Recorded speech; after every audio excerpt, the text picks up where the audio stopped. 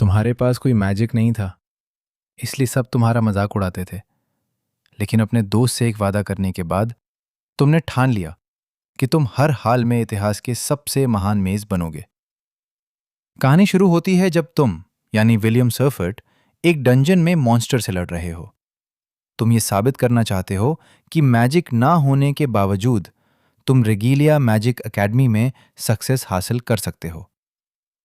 तुम अपनी तलवार से उस मॉन्स्टर को हरा देते हो, लेकिन तभी वहां अनगिनत मॉन्स्टर्स और आ जाते हैं।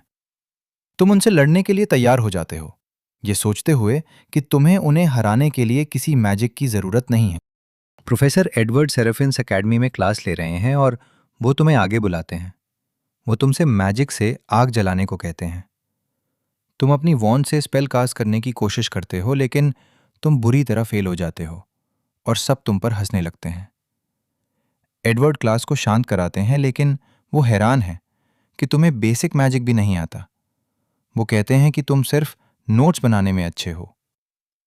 शियोन नाम का एक स्टूडेंट सबको दिखाता है कि ये कैसे किया जाता है, लेकिन एडवर्ड उसे बिना परमिशन के पावर दिखाने के लिए डांटते हैं। शियोन माफी मांगता है और कहता है कि वो बस तुम्हारी मदद करना चाहता था। एडवर्ड आग को बुझा देते हैं और कहते हैं कि इस दुनिया में मैजिक ही सब कुछ है। जिन्हें मैजिक नहीं आता उनकी एकेडमी में कोई जगह नहीं है और उन्हें तुरंत अपना नाम वापस ले लेना चाहिए। क्लास के बाद शियोन तुमसे पूछता है कि क्या तुम्हें शर्म नहीं आती कि तुम डंजन में कमजोर मॉन्स्टर्स को मारने जाते हो। तभी कोलेड नाम की एक लड़की तुम्हारे सपोर्ट में आती है। शियोन पूछता है कि वो तुम्हारा साइड क्यों ले रही है, तो कोलेड बताती है कि तुम उसके दोस्त हो। वो कहती है कि तुम बहुत हार्डवर्क करते हो और शियोन से कहीं ज्यादा अच्छे हो। लेकिन शियोन कहता है कि इससे कोई अच्छा मेज नहीं बन जाता। वो तुम्हें ड्रॉप आउट करने का ताना देकर वहां से चला जाता है। कोलेट तुमसे कहती है कि तुम उसकी बातों को इग्नोर करो। तुम कहते हो कि तुम ठीक हो, बल्कि तुम खुद को लकी मानते हो, क्योंकि इस घटना की वजह से एक क्यूट लड़की को तुम्हारी चिंता हुई। ये सुनकर वो ब्लश करने लगती है और शर्म से लाल हो जाती है। जब वो तुम्हें आसमान की तरफ देखते हुए पाती है, तो तुम कहते हो कि तुम बस ये देख रहे हो कि आज का दिन कितना खूबसूरत है। हमें पता चलता है कि बहुत समय पहले लोगों को आसमान के बारे में नहीं पता था और दुनिया अंधेरे में कैद थी, क्योंकि सेलेस्टियल होस्ट नाम के हमलावरों ने आतंक मचा रखा था। लेकिन 5 विजर्ड्स ने अपनी कंबाइंड पावर से उन्हें हरा दिया और आसमान पर एक सील लगा दी। तब से सबसे मजबूत मेज को मैगिया का टाइटल दिया जाने लगा। एक फ्लैशबैक में तुम एल्फारिया नाम की एक लड़की से बात कर रहे हो। वो कहती है कि अगर तुम दोनों मैगिया बनकर टावर के टॉप पर पहुंच जाओ तो असली सनसेट देख पाओगे। तुम दोनों टावर पर साथ चढ़ने का वादा करते हो। एल्फारिया सबसे कम उम्र में मैगिया बन जाती है, लेकिन तुम्हारे पास मैजिक का कोई टैलेंट नहीं है। फिर भी तुम अपने वादे को पूरा करने के लिए जी जान से मेहनत करते हो। प्रेजेंट में प्रोफेसर वर्कनर अकेले डंजन जाने के लिए तुम्हें डांटते हैं। तुम तुरंत माफी मांगते हो, लेकिन तुम्हें मॉन्स्टर मारने के क्रेडिट पॉइंट्स चाहिए होते हैं। वर्कनर तुम्हें 2 पॉइंट्स देते हैं, लेकिन कहते हैं कि टावर पर जाने के लिए तुम्हें अपर इंस्टीट्यूट में जाना होगा। इसके लिए तुम्हें राइटिंग, स्पेल वर्क और प्रैक्टिस तीनों कैटेगरी में बहुत सारे क्रेडिट पॉइंट्स चाहिए। चूंकि तुम मैजिक नहीं कर सकते, इसलिए तुम्हें स्पेल वर्क में कभी पॉइंट्स नहीं मिलेंगे। वर्कनर कहते हैं कि तुम्हें पास होने के लिए इस हफ्ते के अंत तक 4 क्रेडिट्स चाहिए होंगे। ये सुनकर तुम घबरा जाते हो और अपनी नोट्स में 4 क्रेडिट्स वाले मॉन्स्टर को ढूंढने लगते हो। वर्कनर तुम्हारी मदद करते हैं और तुम्हें बैस्करविल नाम के मॉन्स्टर के बारे में बताते हैं, जो 6ठे फ्लोर पर है। तुम उन्हें खुशी से गले लगा लेते हो, लेकिन शियोन ये सुन लेता है और वो खुद उस मॉन्स्टर को मारने का प्लान बनाता है ताकि तुम एक्सपेल हो जाओ। तुम 6ठे फ्लोर पर पहुंचते हो, लेकिन तुम्हारी साथी किकी डरी हुई लग रही है, इसलिए तुम उससे कहते हो कि सब ठीक हो जाएगा। तुम कहते हो कि तुम्हें बस मॉन्स्टर की आग उगलती हुई सांस से बचना है और तुम रास्ता दिखाने के लिए उसकी सूंघने की ताकत पर भरोसा कर रहे हो। हम शियोन को उसके दोस्तों के साथ देखते हैं, जो 6ठे फ्लोर पर भी आते हैं। वो अपना प्लान बताने ही वाला होता है, लेकिन तभी उन पर ईविल सेंटिनल नाम का एक बहुत ही पावरफुल मॉन्स्टर हमला कर देता है जो 10 क्रेडिट पॉइंट्स का है। ये उनमें से एक को मुक्का मारकर दीवार पर दे मारता है, जिससे शियोन का दोस्त घबरा जाता है। तुम उसकी चीख सुनते हो और तुरंत उन्हें ढूंढने जाते हो। जब तुम उनके पास पहुंचते हो तो देखते हो कि शियोन संघर्ष कर रहा है और अपने फायर मैजिक से मॉन्स्टर पर हमला करने की कोशिश कर रहा है, लेकिन इसका कोई असर नहीं हो रहा है। तुम सोचते हो कि क्या तुम्हें मदद करनी चाहिए, क्योंकि शियोन ने हमेशा तुम्हें बुली किया है। लेकिन तुम्हें अचानक याद आता है कि एल्फारिया तुम्हें सबसे ज्यादा बहादुर मानती थी। इसलिए तुम लड़ाई में कूदने का फैसला करते हो और मॉन्स्टर की तलवार को शियोन तक पहुंचने से पहले ही रोक देते हो। इस बीच एडवर्ड वर्कनर के पास आते हैं और उन्हें अपने फेमिलियर का इस्तेमाल करके शियोन के ग्रुप को ढूंढने के लिए कहते हैं, क्योंकि वे बिना परमिशन डंजन में गए हैं। एडवर्ड सोचते हैं कि वे किस फ्लोर पर हैं और बताते हैं कि वे 6ठे फ्लोर पर हैं। वर्कनर उनसे रिलैक्स रहने को कहते हैं, क्योंकि तुम भी वहीं हो। तुम मॉन्स्टर से सीधे भिड़ जाते हो और उस पर एक हिट लगाने में कामयाब होते हो, लेकिन वो जमीन को तोड़ते हुए लड़ना जारी रखता है। तुम बहुत ही खतरनाक स्पीड से उसके चारों ओर घूमते हो और एक डिसाइसिव ब्लो देते हो। शियोन लड़ाई देखता है और उसे यकीन नहीं होता कि वो उसी विलियम को देख रहा है जिसे वो बुली करता आ रहा है। वर्कनर और एडवर्ड भी लड़ाई देखते हैं और एडवर्ड तुम्हारी ताकत देखकर हैरान रह जाते हैं। वर्कनर बताते हैं कि भले ही तुम मैजिक नहीं कर सकते, तुम्हारे पास सुपर ह्यूमन ताकत और ड्यूरेबिलिटी है, और यहां तक कि दुश्मनों की रणनीतियों को एक बार देखकर ही समझने की क्षमता भी है। मॉन्स्टर तुम्हें मारने की कोशिश करता है, लेकिन तुम उसके हमले से बच जाते हो और उसका हाथ काट देते हो। वो एक एनर्जी ब्लास्ट छोड़ता है, लेकिन तुम उसे चीरते हुए मॉन्स्टर को 2 टुकड़ों में काट देते हो। तुम शियोन से पूछते हो कि क्या वो ठीक है, लेकिन वो परेशान है क्योंकि उसे बिना मैजिक वाले किसी इंसान ने बचाया है। एडवर्ड भी बहुत गुस्से में है, क्योंकि उन्हें यकीन नहीं हो रहा है कि तुम्हारे पास एक ऐसी ताकत है जो मैजिक को भी पीछे छोड़ देती है। अगले दिन तुम वर्कनर को रिपोर्ट करते हो, जो तुम्हें 10 क्रेडिट पॉइंट्स देते हैं, और तुम खुश हो क्योंकि अब तुम्हें निकाला नहीं जाएगा। 5 साल पहले के एक फ्लैशबैक में हम स्टूडेंट्स को तुम्हारे बारे में बात करते हुए देखते हैं, ये सोचते हुए कि तुम्हें सिर्फ इसलिए एकेडमी में एडमिशन मिला ताकि अल्फारिया को लालच दिया जा सके। लेकिन वो पहले ही मैगिया बन चुकी है, इसलिए अब तुम्हारी कोई ज़रूरत नहीं है, और वे सोचते हैं कि तुम्हें जल्द ही निकाल दिया जाएगा। तुम वर्कनर के साथ कॉल्डन नाम की हेडमास्टर से मिलते हो, जो तुम्हें एक चाकू देती है और फायर स्पेल से तुम पर हमला करती है, लेकिन तुम उन सभी को नष्ट कर देते हो। वो तुम्हारी स्किल से इंप्रेस हो जाती है, इसलिए वो तुम्हें एकेडमी में रुकने की परमिशन दे देती है। लेकिन तुम रोने लगते हो ये सोचकर कि क्या तुम कभी अल्फारिया तक पहुंच पाओगे, और वो सोचती है कि अगर तुम कड़ी मेहनत करते रहे तो ये संभव हो सकता है। हम प्रेजेंट में वापस लौटते हैं, जहां वर्कनर लेक्चर दे रहे हैं और टावर पर चढ़ने का कॉन्सेप्ट समझा रहे हैं। वो बताते हैं कि इसका मतलब अपर इंस्टीट्यूट में जाकर टॉप फ्लोर पर मैगिया बनना है। टावर पर चढ़ने के लिए मेस को एक नया मैजिक बनाना होगा या एकेडमी से 7,200 क्रेडिट कमाने होंगे।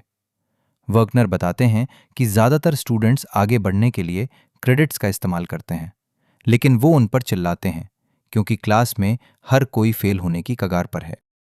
क्लास के बाद कॉलेज तुम्हारे पास आती है, ये जानते हुए कि तुमने राइटिंग में हर एक क्रेडिट कमा लिया है, लेकिन वर्कनर फिर भी तुम्हारे साथ सख्ती कर रहे हैं। तुम उसे बताते हो कि ऐसा इसलिए है क्योंकि तुम स्पेल वर्क में फेल हो गए।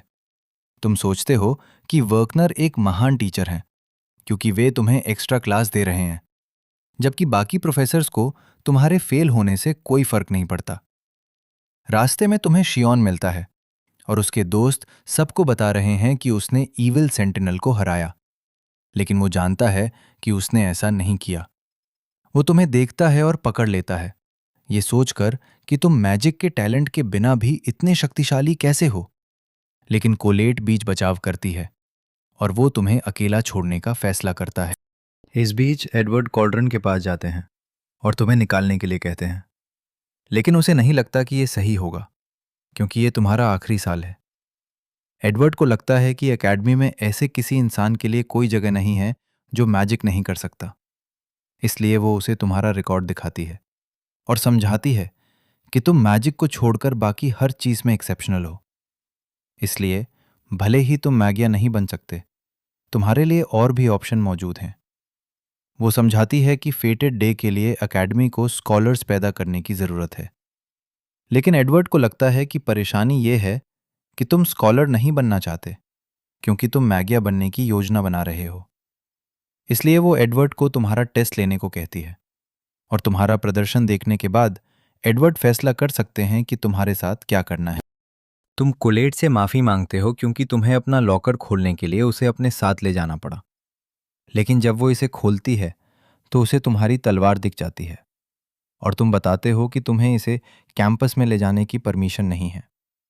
तुम स्टडी हॉल जाते हो जहां तुम ड्वार्फ्स के बारे में पढ़ने लगते हो। कोलेट सोचती है कि तुम्हें इतनी मेहनत करने की ज़रूरत नहीं है, क्योंकि तुम पहले से ही राइटिंग में अच्छे हो। लेकिन तुम जानते हो कि अगर तुमने एक भी क्रेडिट पॉइंट खो दिया तो तुम टावर पर नहीं चढ़ पाओगे। तुम ड्वार्फ्स के बारे में सीखना चाहते हो, ये कहते हुए कि तुम उनसे रिलेट कर सकते हो, क्योंकि उन्होंने हालात चाहे जैसे भी हों कभी हार नहीं मानी। कॉलेट तुम्हारे सफ़ेद बालों को देखती है और सोचती है कि ये तुम्हारी बहुत ज़्यादा मेहनत करने की वजह से है। वो इसे खींचना चाहती है, लेकिन तभी एडवर्ड बीच में आ जाते हैं और तुम्हें अकेले स्पेल हॉल में आने को कहते हैं। जैसे ही तुम हॉल में पहुंचते हो, एडवर्ड बताते हैं कि वो तुम्हें एक एक्स्ट्रा क्लास देंगे, क्योंकि तुम हमेशा स्पेल वर्क क्लास में फेल हो जाते हो। एडवर्ड डार्क मैजिक का इस्तेमाल करना शुरू करते हैं और तुमसे कहते हैं कि टेस्ट पास करने के लिए तुम्हें एक हिट लगाना होगा। एडवर्ड बताते हैं कि अगर तुम सफल हुए तो तुम्हें अपनी स्पेल वर्क क्लास के लिए 5 क्रेडिट पॉइंट्स मिलेंगे, लेकिन अगर तुम फेल हुए तो तुम्हें एकेडमी छोड़नी होगी। वर्कनर कोल्ड्रन के पास जाते हैं, जो उन्हें एडवर्ड और तुम्हारे बीच की लड़ाई दिखाती है। वो हैरान होकर सोचते हैं कि ये क्या हो रहा है, लेकिन वो उन्हें रोकने से मना करती है और समझाती है कि चूंकि उन्होंने तुम्हारे पक्ष में वर्कनर की बात सुनी थी, इसलिए उन्हें एडवर्ड की चिंताओं को भी बराबर मानना होगा। वो बताती है कि उसने एडवर्ड को अकेडमी में तुम्हारे भविष्य का फैसला करने की अनुमति दी है। लेकिन वर्कनर को लगता है कि ये बहुत क्रूर है, क्योंकि एडवर्ड मैगिया बनने के सबसे करीब हैं और हारने के बावजूद वो टावर के टॉप पर पहुंचने में कामयाब रहे थे। वो तुम पर अपने डार्क मैजिक से प्रहार करने की कोशिश करते हैं और तुम हमलों से बचते हो, लेकिन तुम हैरान हो कि ये कितना पावरफुल है, ये जानकर कि एडवर्ड ने सिर्फ एक लो लेवल स्पेल का इस्तेमाल किया है। तुम आक्रामक हो जाते हो और किक मारने की कोशिश करते हो, लेकिन एडवर्ड बैरियर से तुम्हें रोक देते हैं और सोचते हैं कि तुम होपलेस हो। एडवर्ड तुम्हें अपनी ब्लैक फ्लेम से मारते हैं और तुम हैरान रह जाते हो कि वो कितनी तेजी से अपने स्पेल का इस्तेमाल कर रहे हैं, क्योंकि वो बिना इनकंटेशन के उन्हें कास्ट कर रहे हैं। वो तुमसे कहते हैं कि वो हमला करने के लिए सिर्फ अपनी ब्लैक फ्लेम्स का इस्तेमाल करेंगे और खुद को बचाने के लिए एक ढाल बनाएंगे। वो कहते हैं कि वो सिर्फ 2 स्पेल का इस्तेमाल करके तुम्हें निराशा महसूस कराएंगे। वो अपने स्पेल को ओवरलैप करना शुरू करते हैं और तुम रास्ते से हटने की कोशिश करते हो, लेकिन फिर भी तुम्हें हिट लग जाता है। तुम समझ जाते हो कि तुम एडवर्ड को नहीं हरा सकते, लेकिन तुम सोचते हो कि अगर तुम्हारे पास तुम्हारी तलवार होती तो शायद तुम टक्कर दे पाते। इस बीच कोलेट लॉकर रूम में जाती है और सोचती है कि एडवर्ड तुम्हें टॉर्चर कर रहे होंगे। चिकी अचानक आती है और कोलेट को एहसास होता है कि वो घायल है, लेकिन वो सिर्फ तुम्हारे लॉकर को खरोचती है। हम लड़ाई पर वापस लौटते हैं, जहां एडवर्ड बैटल ऑफ गोरोंजो के बारे में बताते हैं, जहां ड्वार्फ्स ने 10,000 सैनिकों की एक आर्मी तैयार की थी, लेकिन उन्हें हराने में सिर्फ एक मेज लगा। वो तुम्हारे सिर पर पैर रखकर तुमसे कहते हैं कि तुम अपने सपने छोड़ दो, क्योंकि एक तलवार कभी वॉन्ड जितनी ताकतवर नहीं हो सकती, लेकिन तुम फिर भी मैगिया बनना चाहते हो। एडवर्ड सोचते हैं कि तुम्हें इतने नामुमकिन लक्ष्य को हासिल करने के लिए कौन सी चीज प्रेरित कर रही है, तो तुम बताते हो कि तुम उस इंसान के साथ रहना चाहते हो जिससे तुम प्यार करते हो। वो तुम्हें इडियट समझते हैं, लेकिन तुम समझाते हो कि भले ही तुम्हारा कारण उन्हें अजीब लगे, तुम हार नहीं मानोगे। कोलेट अचानक तुम्हारी तलवार लेकर आ जाती है और एडवर्ड अपनी ब्लैक फ्लेम से हमला करते हैं, लेकिन जब तुम उसे चीर देते हो तो वो हैरान रह जाते हैं। वो एक बार फिर ब्लैक फ्लेम्स की बौछार करने के लिए तैयार होते हैं और तुम्हें हिट होने की चिंता होती है। लेकिन तुम आगे बढ़ते हो और जैसे ही तुम हमले से बचते हो, तुम सोचते हो कि बैटल ऑफ गोरोंजो में एक ड्वार्फ था जिसने कभी हार नहीं मानी और मेज पर हिट लगाने में कामयाब रहा। तुम छत पर कूदते हो और गजब की स्पीड से एडवर्ड की तरफ दौड़ते हो, उनके बैरियर को चकनाचूर कर देते हो और तुम एक हिट लगाने में कामयाब होते हो। एडवर्ड वादे के मुताबिक तुम्हें 5 क्रेडिट पॉइंट्स देकर चले जाते हैं और कोल्डन खुश होती है कि तुम सफल हुए। तुम शहर में न्यूज़पेपर बांटने जाते हो और सीढ़ियों पर फिसल जाते हो, लेकिन तुम एक को छोड़कर बाकी सारे न्यूज़पेपर पकड़ने में कामयाब होते हो। जैसे ही तुम उसे उठाने जाते हो, तुम खबर देखते हो कि एल्फारिया ने एक नया मैजिक बनाया है जिससे वो 12 ओरिजिनल स्पेल बनाने वाली पहली इंसान बन गई है।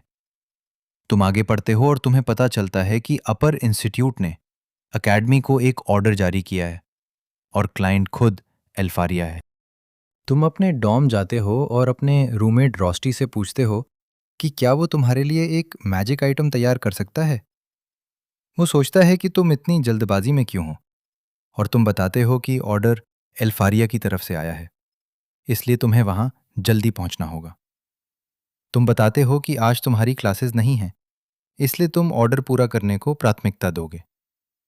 और रॉस्टी सोचता है कि क्या ये काम मुश्किल है, इसलिए तुम बताते हो कि तुम्हें बस कुछ फ्रॉस्ट वॉकर कोर इकट्ठा करने हैं, ये कहते हुए कि एल्फारिया को मैजिक कैटलिस्ट की ज़रूरत है और जो भी स्टूडेंट्स उसकी मदद करेंगे उन्हें मुआवजा दिया जाएगा। तुम बताते हो कि तुम चौथे फ्लोर पर जा रहे हो, इसलिए तुम्हें रॉस्टी के मैजिक आइटम की ज़रूरत है और वो तुम्हें वो दे देता है जो तुम्हें चाहिए। तुम्हारे जाने से पहले रॉस्टी तुम्हें एक रोटी का टुकड़ा देता है और तुम्हें अपना ख्याल रखने को कहता है। तंजियन में बहुत सारे स्टूडेंट्स आ जाते हैं, लेकिन तुम्हें इसकी पहले से ही उम्मीद थी क्योंकि ये एल्फारिया का ऑर्डर था। तुम शिकार शुरू करने ही वाले होते हो कि शियोन के हमले से तुम चौंक जाते हो। हर कोई उसकी तारीफ करता है, लेकिन वो संतुष्ट नहीं है क्योंकि उसे याद आता है कि जब तुमने ईविल सेंटिनल से लड़ाई की थी तब तुम कितने शानदार थे।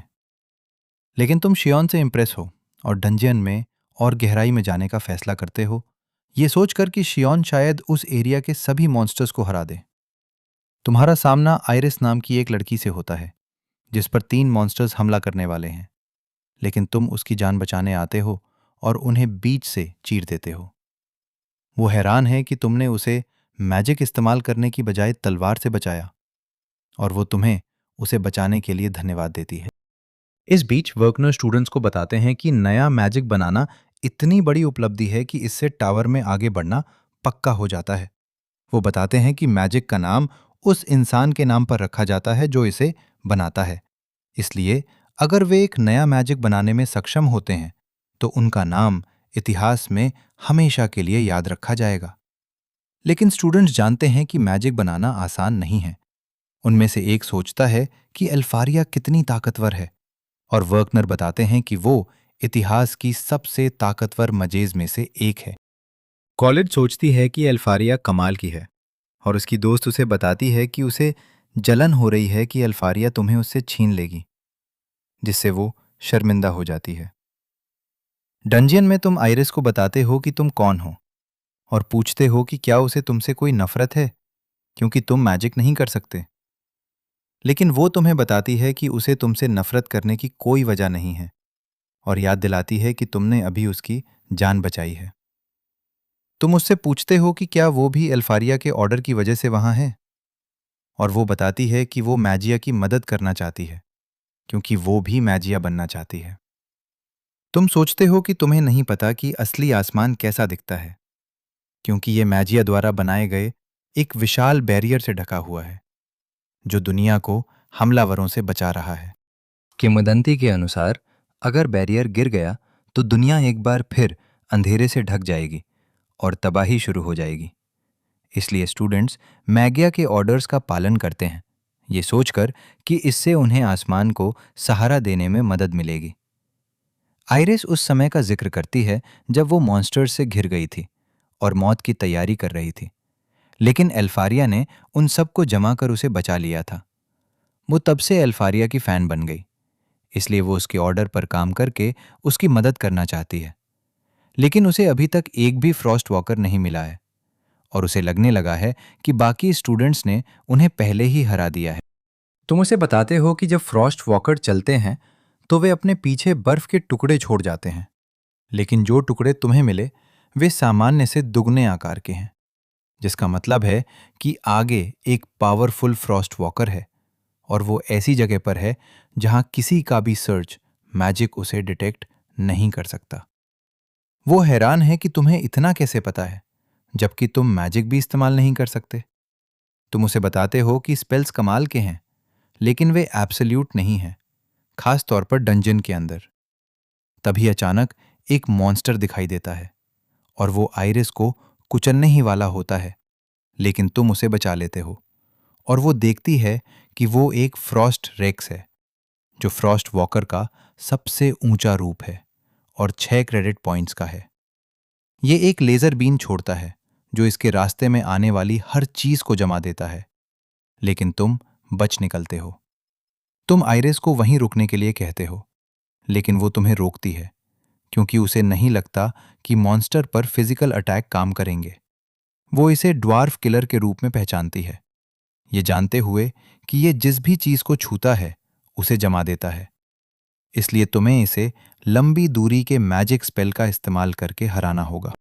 लेकिन तुम्हें अपनी क्षमताओं पर भरोसा है क्योंकि तुमने पहले भी मॉन्स्टर को हराया है, इसलिए तुम उसकी ओर दौड़ते हो और वो फिर से अपना लेजर छोड़ता है, लेकिन वो तुमसे चूक जाता है।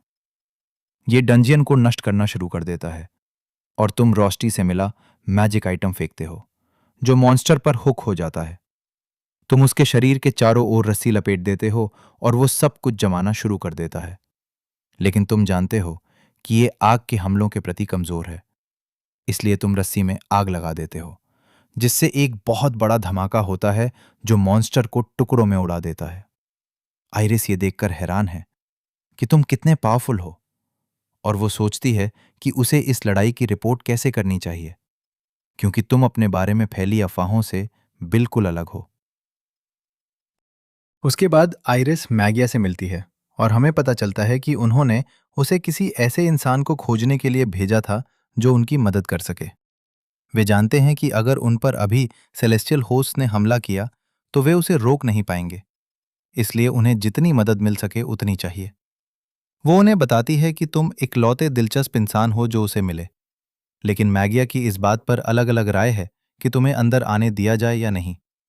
उनमें से दो बहस करते हैं और वे लड़ने के लिए तैयार होते हैं, लेकिन तीसरा उन्हें रोक देता है और कहता है कि ग्रैंड फेस्टिवल शुरू होने वाला है, इसलिए वे रिजल्ट देखने के बाद अपना फैसला करेंगे।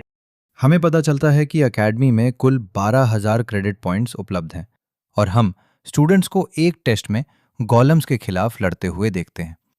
शियोन और कोलेट अपने गॉलम्स को हराकर पास हो जाते हैं, लेकिन हम देखते हैं कि तुम संघर्ष कर रहे हो। तुम उसे मुक्का मारने के बारे में सोचते हो, लेकिन दूसरे स्टूडेंट्स तुम्हारा मजाक उड़ाते हैं और अंत में तुम्हें मार पड़ती है और वे सोचते हैं कि तुम एक फेलियर हो। हम दो टॉप स्टूडेंट्स विग्नॉल और लियाना को देखते हैं क्योंकि वे आसानी से अपने गॉलम्स को हावी कर देते हैं, जिससे वे पास हो जाते हैं। जूलियस नाम का एक और लड़का आता है और कई बर्फ के टुकड़े फायर करता है जो बाकी सभी गॉलम्स को हिट करते हैं और वे गुलाब में बदल जाते हैं। वो अपना स्पेल एक्टिवेट करता है और वे सभी पूरी तरह से बर्फ में घिर जाते हैं, इसलिए वो भी पास हो जाता है। वो बाकी दो से मिलता है और वो उन्हें हराने का अपना इरादा जाहिर करता है, ये कहते हुए कि उसने एक नया तरीका हासिल कर लिया है, और वे उससे कहते हैं कि वे इसका इंतजार करेंगे।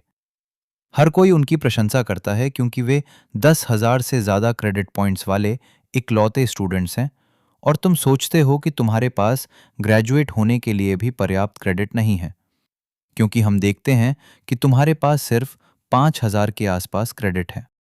तुम उदास महसूस करते हो और जूलियस अचानक तुम्हारे पास से गुजरता है, तुम्हें बताता है कि तुम रास्ते में खड़े हो।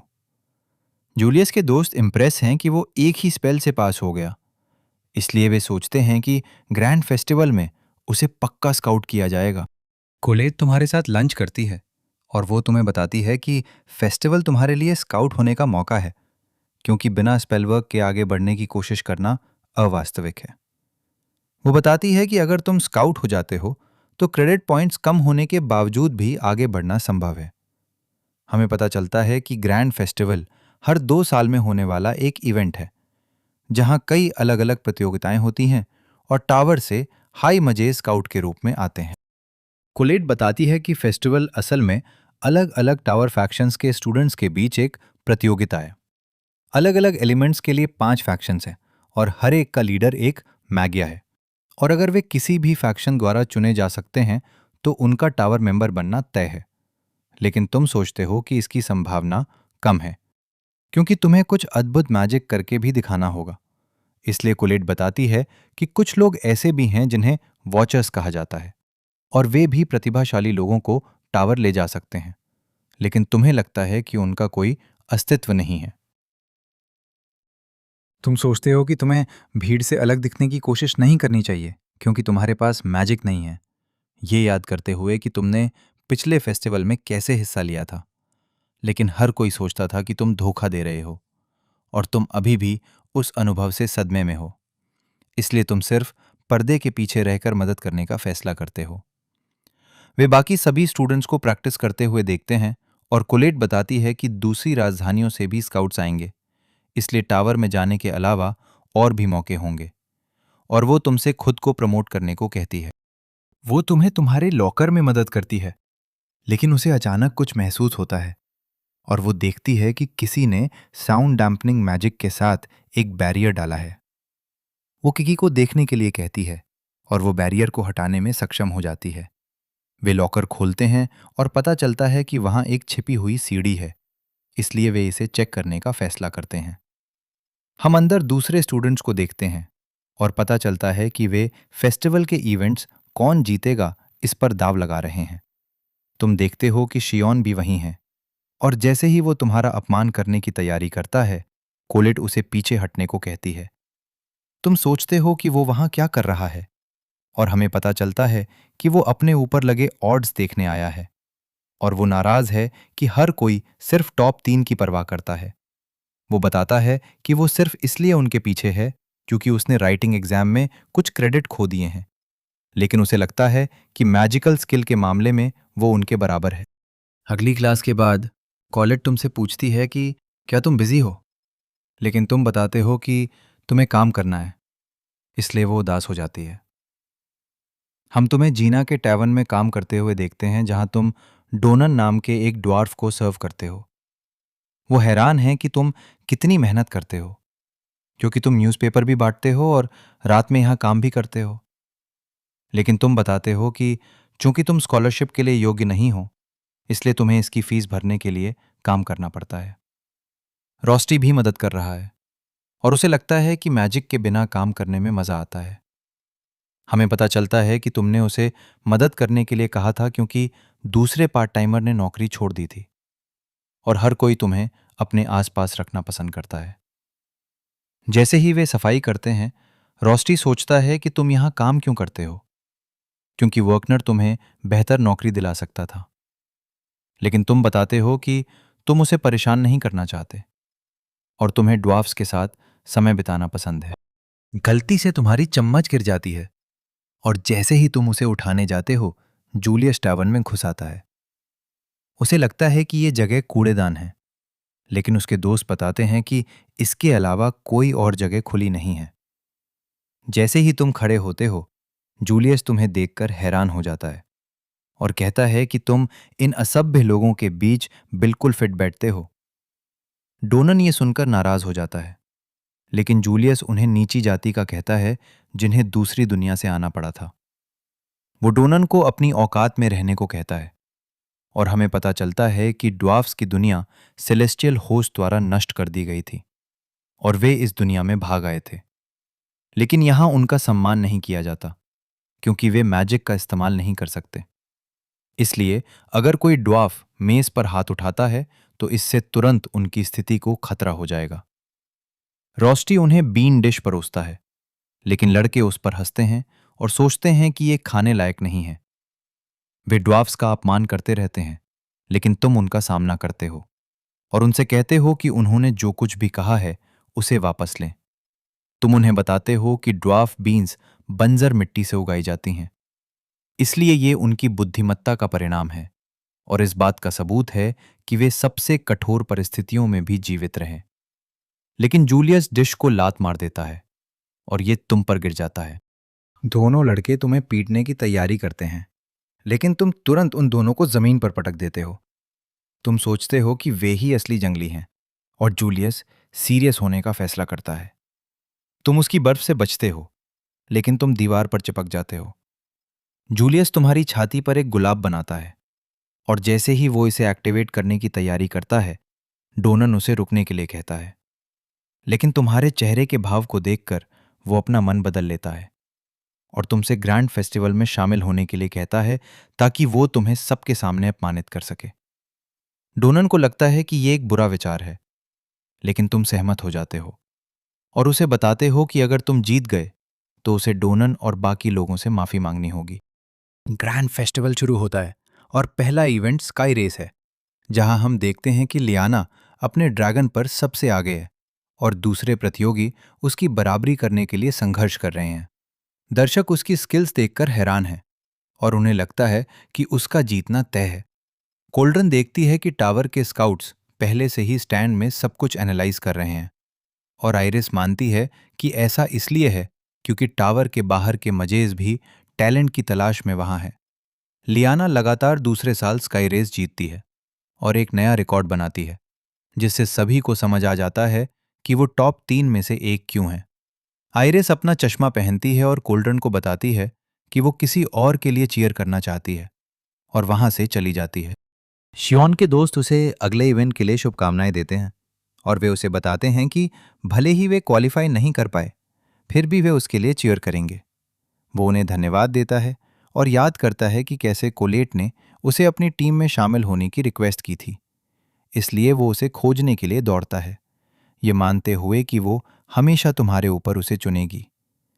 लेकिन जब वो उसे ढूंढ लेता है तो वो तुम्हें उसके साथ देखकर दंग रह जाता है और वो बताती है कि उनके पास क्रेडिट पॉइंट्स कम थे और उस कमी को पूरा करने के लिए उसे अपनी टीम में तुम्हारी ज़रूरत थी। वो निराश है कि तुम्हारे जैसा लूज़र इस इवेंट में भाग ले रहा है और तुम दोनों एक ही टीम में हो, इसलिए वो तुम पर चिल्लाता है, लेकिन तुम उसे इग्नोर करते हो और जूलियस को घूरते हो जो तुम्हारे पीछे से गुजरता है। कोलेट बताती है कि तुम जूलियस को हराना चाहते हो, लेकिन इग्नोर किए जाने पर शियोन को गुस्सा आता है। फेस्टिवल होस्ट माइक दोपहर के इवेंट्स की शुरुआत की घोषणा करते हैं और वो एडवर्ड को अपने गेस्ट कमेंटेटर के रूप में पेश करते हैं। उन्हें एकेडमी में सबसे ज्यादा नफरत किए जाने वाले टीचर कहते हैं, लेकिन एडवर्ड पूछते हैं कि क्या वो मरना चाहता है। माइक घोषणा करते हैं कि अगली प्रतियोगिता क्राउन अटैक है, जो फेस्टिवल का मेन इवेंट भी है और इसे 3 लोगों की टीमों में खेला जाएगा। इसलिए वो एल्फ फैक्शन को काम पर लगने को कहते हैं और वे स्टेडियम के चारों ओर 5 जोन बनाने के लिए अपने मैजिक का इस्तेमाल करते हैं। माइक बताते हैं कि टीमें बाहर से शुरू करेंगी और उन्हें जोन से गुजरना होगा, जिसमें प्रोफेसर्स द्वारा बनाए गए कई ट्रैप्स और बाधाएं हैं, और विजेता वो पहली टीम होगी जो स्टेडियम तक अपना रास्ता बनाएगी और क्राउन तक पहुंचेगी। वो बताते हैं कि ये एक बैटल रॉयल है, इसलिए टीमें एक दूसरे पर हमला भी कर सकती हैं। एडवर्ड बताते हैं कि वे ये देखेंगे कि वे एक टीम के रूप में कैसे काम करते हैं और उन्हें इसे इस तरह ट्रीट करने के लिए कहते हैं जैसे कि ये असली डंजियन डाइव हो। माइक बताते हैं कि सभी टॉप स्टूडेंट्स इस इवेंट में भाग ले रहे हैं, लेकिन जीतने के फेवरेट विग्नॉल और जूलियस हैं। वो बताते हैं कि उन्होंने अपनी सारी बचत विग्नॉल पर लगा दी है, लेकिन वो कोलेट के स्क्वाड को भी देखना चाहते हैं क्योंकि उनके पास शियोन है और तुम भी हो। बाकी स्टूडेंट्स को विश्वास नहीं हो रहा है कि तुम प्रतिस्पर्धा कर रहे हो और वे सोचते हैं कि तुम पागल हो गए हो। वर्कनर भी तुम्हें इवेंट में देखकर हैरान है और तुम्हें इससे बचने की याद दिलाते हैं, लेकिन तुम जीतने के लिए दृढ़ संकल्पित हो। टीमें अपनी पोजीशन लेती हैं और प्रतियोगिता शुरू होती है। सभी टीमें आगे बढ़ती हैं, लेकिन उन्हें तुरंत अनगिनत गोलम्स का सामना करना पड़ता है जो उनका रास्ता रोकते हैं। तुम आगे बढ़ते हो, लेकिन दूसरे स्टूडेंट सोचते हैं कि यह बेकार है, ये याद करते हुए कि तुम उनके एग्जाम के दौरान एक गोलम को खरोच भी नहीं पाए थे। लेकिन तुम कोलेट को मदद के लिए बुलाते हो और वो तुम्हारे लिए एक अर्थ गॉन्ट्रेट बनाने के लिए अपने मैजिक का इस्तेमाल करती है, जिसका इस्तेमाल करके तुम सभी गोलम्स को उड़ा देते हो और उनके लिए एक रास्ता साफ कर देते हो। तुम्हारी ताकत दर्शकों को हैरान कर देती है और कोलेट बताती है कि भले ही तुम मैजिक का इस्तेमाल नहीं कर सकते, लेकिन अगर तुम मैजिक गॉन्टलेट का इस्तेमाल करते हो तो तुम नियम नहीं तोड़ रहे हो। शियोन उस समय के बारे में सोचता है जब तुमने उसे बचाया था, जिससे उसे खुद से घृणा हो गई थी। इसलिए उसने तब तक ट्रेनिंग की जब तक वो लगभग मर नहीं गया। लेकिन उसे एहसास होता है कि तुम अभी भी उससे ज्यादा मजबूत हो। तुम्हारी टीम लीड ले लेती है और वे बैडलैंड जोन में सबसे पहले पहुंचते हैं, जहां विशाल क्यूब्स होते हैं जो पत्थर की गोलियों से हमला करते हैं। लेकिन तुम जमीन पर मुक्का मारते हो, जिससे हमलों को रोकने के लिए एक ढाल बन जाती है। तुम कोलेट को फिर से मदद के लिए बुलाते हो और वो अपने अर्थ मैजिक का इस्तेमाल करके तुम्हारे लिए कई तलवारें बनाती है। तुम उन्हें क्यूब्स पर फेंकना शुरू करते हो, उन्हें एक एक करके नष्ट कर देते हो, लेकिन तुम उनमें से एक से चूक जाते हो और तुम उसे काट कर खत्म कर देते हो। माइक घोषणा करते हैं कि तुम सबसे आगे हो, जबकि शियोन के दोस्त ये कहकर खुद को तसल्ली देते हैं कि ये सब कोलेट के मैजिक की वजह से है। स्काउट्स ये देखकर हैरान हैं कि तुम कितने तेज हो और एडवर्ड को लगता है कि ये तुम्हारा ज्ञान और अनुभव है जो तुम्हें दक्षता के साथ आगे बढ़ने की अनुमति देता है, जबकि तुम्हारी रिफ्लेक्सेस तुम्हें इतनी तेजी से हमला करने की अनुमति देती है और आयरिस तुम्हारे जीतने के लिए चीयर करती है। इस बीच अन्य टीमों में से दो बाहर हो जाती हैं क्योंकि वे ट्रैप्स को नहीं संभाल पाती हैं और जूलियस को स्टेडियम से शोर सुनाई देता है। इसलिए उसकी टीम बताती है कि तुम्हारा स्क्वाड आगे है, लेकिन वो उन्हें चिंता न करने के लिए कहता है। तुम्हारी टीम एन्चेंटेड वुड्स नामक अंतिम क्षेत्र में पहुंचती है और इसे पार करने के बाद तुम स्टेडियम में पहुंच जाओगे। लेकिन तुम अचानक सर्कल ट्रैप से घिर जाते हो। तुम तुरंत उन सभी को काट देते हो, उनकी दिशाएं बदल देते हो ताकि वे खुद पर ही हमला करें। माइक सोचता है कि एडवर्ड क्या सोचते हैं, क्योंकि उन्होंने ही वे ट्रैप्स लगाए थे, लेकिन वो बस नाराज लगते हैं। तुम स्टेडियम के पास पहुंचते हो, लेकिन तुम जानते हो कि तुम जितना करीब पहुंचोगे, किसी दूसरी टीम से टकराने की संभावना उतनी ही अधिक होगी। इसलिए तुम एक अलग रास्ता अपनाने का फैसला करते हो और जूलियस के लिए ट्रैप लगाने के लिए सबसे आगे जाते हो। लेकिन तुम पर अचानक बर्फ से हमला होता है, क्योंकि हम देखते हैं कि जूलियस पहले से ही वहां है। तुम सोचते हो कि क्या वो अकेला है, लेकिन जूलियस अपना अगला हमला करता है। तुम पर अनगिनत आइस बीम फेंकता है, लेकिन शियोन बर्फ को पिघलाना शुरू कर देता है और वो एक शक्तिशाली स्पेल कास्ट करना शुरू करता है, लेकिन वो इसका इस्तेमाल तुम पर करता है और कोलेट मुश्किल से समय पर एक ढाल बना पाती है। एक बड़ा धमाका होता है जो जंगल को नष्ट कर देता है और शियोन जूलियस को चले जाने के लिए कहता है, क्योंकि वो नहीं चाहता कि कोई भी तुम्हारे साथ उसकी लड़ाई में दखल दे, जबकि कोलेट और तुम विश्वास नहीं कर सकते कि तुम्हारी अपनी टीम का साथी इतना बचकाना व्यवहार कर रहा है। शियोन बताता है कि उसने कोलेट के लिए एक अच्छा इंसान बनने की कोशिश की, लेकिन अब वो और बर्दाश्त नहीं कर सकता। जूलियस अचानक एक विशाल बर्फ की दीवार बनाता है जो कोलेट को उसके पीछे फंसा देती है। तुम्हें उसकी चिंता होती है, लेकिन तुम पर शियोन हमला करता है और तुम अपनी तलवार खो देते हो। तुम शियोन से कहते हो कि ये लड़ने का समय नहीं है, लेकिन वो जोर देता है और तुमसे अपनी तलवार उठाने को कहता है। एक फ्लैशबैक में हमें पता चलता है कि दूसरे स्टूडेंट्स तुम्हारा मजाक उड़ाते थे क्योंकि तुम्हारे पास मैजिक का कोई टैलेंट नहीं था। लेकिन शियोन को यह पसंद नहीं था, इसलिए उसने तुम्हें अपना अंडरलिंग बनाने का फैसला किया। लेकिन तुमने उसे इग्नोर कर दिया, जिससे वो गुस्सा हो गया और उस दिन के बाद से वो तुमसे नफरत करने लगा। प्रेजेंट में वापस तुम शियोन के हमलों से बचते हो और एक पेड़ के पीछे छिप जाते हो, लेकिन वो अपनी फ्लेम वेब छोड़ता है जो तुम्हारे पैर को पकड़ लेती है और तुम्हें ऊपर उठा लेती है। लेकिन तुम रस्सी को काट देते हो और खुद को बचा लेते हो। शियोन देखता है कि कूदने और उसके हमलों से बचने से कुछ खास नहीं होगा। शियोन तुम्हें हमला करने के लिए बुलाता है, लेकिन तुम अपनी टीम के साथियों का जिक्र करते हो और तुमने डायलन और दूसरों से वादा किया था कि तुम जूलियस को सजा दोगे, इसलिए तुम्हें उसके बजाय उससे लड़ना होगा। शियोन गुस्सा हो जाता है और तुमसे कहता है कि अगर तुम पलटवार नहीं करते हो तो वो तुम्हें नष्ट कर देगा। जिससे तुम्हें आश्चर्य होता है कि क्या लड़ना ही एकमात्र विकल्प बचा है। इस बीच दर्शक लड़ाई के बारे में जान जाते हैं और माइक एडवर्ड से स्थिति पर उनकी राय पूछते हैं। वो बताते हैं कि अपनी ही टीम के साथियों के साथ लड़ना इवेंट के नियमों के खिलाफ है और टावर के स्काउट्स इसे उनके खिलाफ एक महत्वपूर्ण मार्ग के रूप में देखेंगे। माइक ये देखकर हैरान है कि एडवर्ड शियोन और तुम्हारे बीच की लड़ाई को लेकर खुश है, जबकि अन्य लोग शियोन के अपनी ही टीम के साथ लड़ाई शुरू करने के मूर्खतापूर्ण निर्णय को लेकर परेशान है। चिकी ये देखकर चिंतित है कि क्या हो रहा है, जबकि रोस्टी भी स्थिति के बारे में सोचता है। आइरिस उनके साथ जुड़ती है और वो तुम्हारे लिए चीयर करने लगती है। रोस्टी बताता है कि उसे विशेष रूप से एक इंसान के लिए चीयर करते हुए देखना अप्रत्याशित है, क्योंकि उसे लगा था कि वो भीड़ के पसंदीदा के लिए चीयर करेगी। इसलिए वो बताती है कि शुरुआत में उसे तुम में कोई दिलचस्पी नहीं थी, लेकिन अब वो तुम्हारी दीवानी हो गई है। वो सोचती है कि क्या रोस्टी भी एक फैन है, इसलिए वो बताता है कि वो तुमसे सबसे ज्यादा प्यार करता है, क्योंकि तुम दोनों रूममेट भी हो। इस बीच कोलेट तुम्हें और शियोन को रोकने के लिए दौड़ती है, लेकिन उसे जूलियस मिलता है, जो उसे भागना बंद करने के लिए कहता है, वरना लोग सोचेंगे कि वो अर्थ प्रिंसेस के रूप में अपने खिताब के लिए उपयुक्त नहीं है। वो गुस्सा हो जाती है और उसे अपना मुंह बंद रखने की चेतावनी देती है, लेकिन जूलियस अपनी बर्फ से हमला करता है, इसलिए वो अपना बचाव करती है।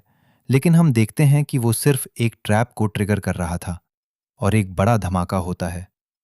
दर्शक भ्रमित हैं, क्योंकि वे देखते हैं और महसूस करते हैं कि जूलियस एक ही समय में कई जगहों पर है, जो अन्य प्रत्येक स्क्वाड का सामना कर रहा है। तो दोस्तों, ये थी हमारी आज की कहानी। एक ऐसा लड़का जिसे दुनिया ने मैजिक ना होने पर रिजेक्ट कर दिया, लेकिन अपनी तलवार, अपनी बेजोड़ ताकत और एक वादे के दम पर उसने पूरे मैजिक वर्ल्ड को हिला कर रख दिया है। लेकिन भाई, ये क्या हो गया? इवेंट के बीच में शियोन का अपनी ही टीम से बगावत करना और दूसरी तरफ जूलियस का एक साथ सब पर इतना खतरनाक हमला। अब आगे क्या होगा? क्या विलियम अपनी टीम के बिना जूलियस के इस बर्फीले तूफान का सामना कर पाएगा, या फिर बिना मैजिक के उसका सफर यहीं खत्म हो जाएगा? नीचे कमेंट करके जरूर बताना कि आपको विलियम का ये स्वॉर्ड एक्शन और अभी तक की कहानी कैसी लगी। इस ग्रैंड फेस्टिवल का असली मजा और इस खतरनाक बैटल का रिजल्ट आपको मिलेगा इसके सेकेंड पार्ट में, जो बहुत ही जल्द आने वाला है। तो अगर आप चाहते हैं कि अपोकलिप्स की दुनिया पर ऐसे ही एपिक और धमाकेदार एपिसोड्स आते रहें, तो बिना सोचे अभी इस वीडियो को लाइक करें, चैनल को सब्सक्राइब करें और हाँ, वो बेल आइकन दबाना बिल्कुल मत भूलना, ताकि पार्ट 2 आते ही सबसे पहले नोटिफिकेशन आपके फ़ोन पर बजे। मिलते हैं इसके अगले पार्ट में।